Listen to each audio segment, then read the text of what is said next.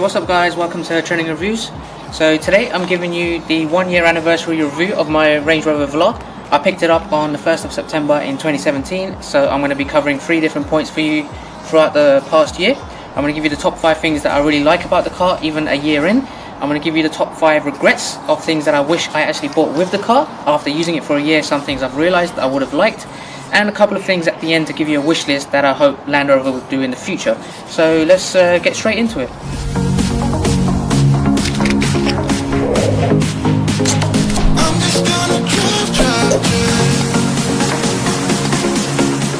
Alright, so my first thing on the top 5 things that I really like about the car is the automatic sensor for opening the boot. So I use this quite often when I want to put in my luggage and shopping, groceries, boxes and so on.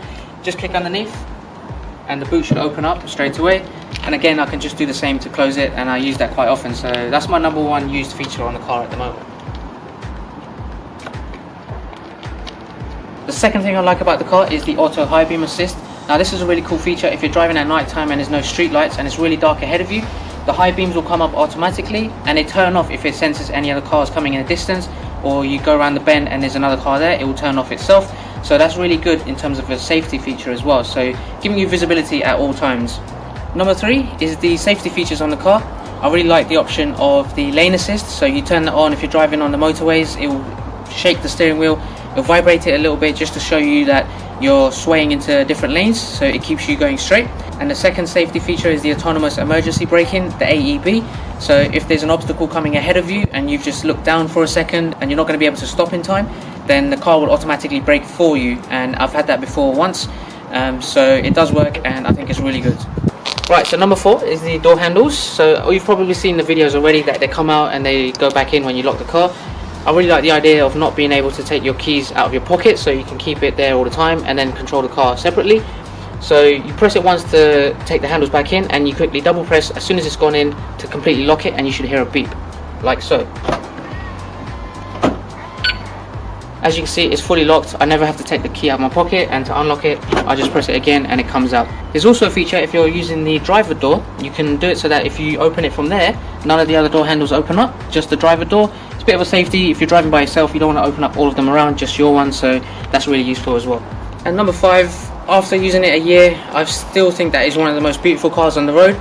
It's still turning heads, I still get people stopping to take pictures of the car, and again I think it's one of the smoothest drives I've ever had. It's just really comfortable to drive, and also I think it's going to be one of the smoothest drives of any cars in the next year as well. So that's my top 5 things of the Range Rover Velar. So now I'm going to give you some top 5 things that I regret not buying with the car after using it for a year, so let's take a look at that. So the first thing I regret when using it, the car is obviously high up, it's an SUV, this is my first SUV I've got. One thing I would have really liked to order after realising after a year now especially is a step.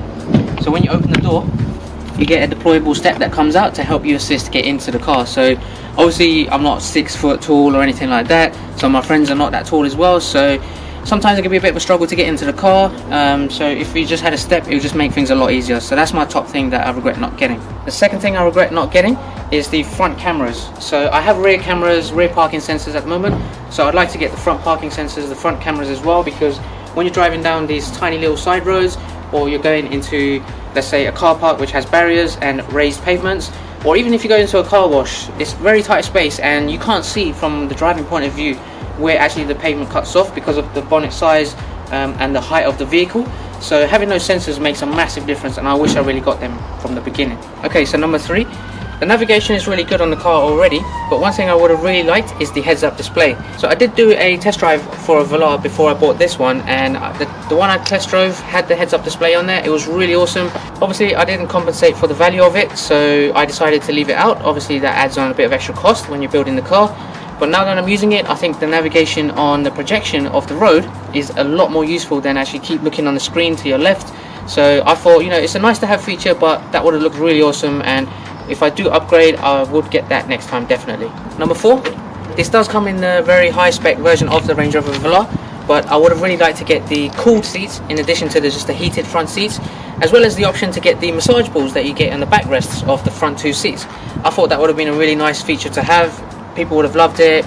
I go to the gym quite often, and when you get a lot of back pain, when you're driving and you turn the massage mode on in your seats, I think that's just a really cool feature to have in any car. And the last regret I have of the Range Rover Velar is the roof. So this year, in this summer in London, it's been really hot. We've had a massive amount of heat waves, and one thing I regret not getting is the black panoramic roof. So I think the car generally looks a lot nicer when the trim of the roof is entirely black and the body of the car is a different color.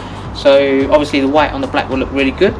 But in addition to that, having a panoramic roof, opening up all the way through the top and enjoying the weather, enjoying the sun, I just thought that would have been a really good option to have. At the moment there is no sunroof, but I can live with that for now.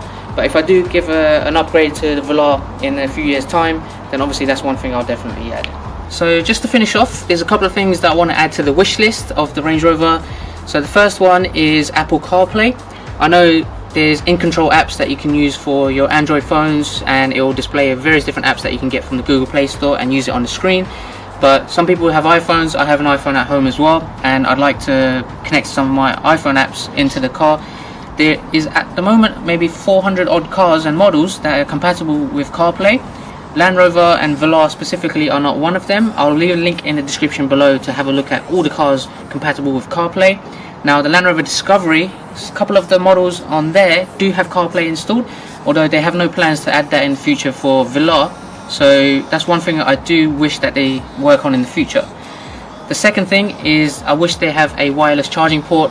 They probably will be working on that fairly soon, but at the moment the Velar has an awkward positioning where you can't really put your phone up anywhere. I'm at the moment using a magnet just above the screen, and that seems to work well, but when I'm charging it the cables just get in the way of the screen as well. So if they have a wireless charging port where you can just drop your phone, for me that would be a big win. So that's about it guys, thanks for watching. I hope that was a really good 1 year review of my Range Rover Velar. If you have any questions about the car itself, then please do drop a comment below. Otherwise I will see you at the 2nd year review of the Velar. But subscribe, I've got some more features coming up, got some more videos, more reviews of the Velar in general. So keep an eye out for those, and I will see you next time. Take care.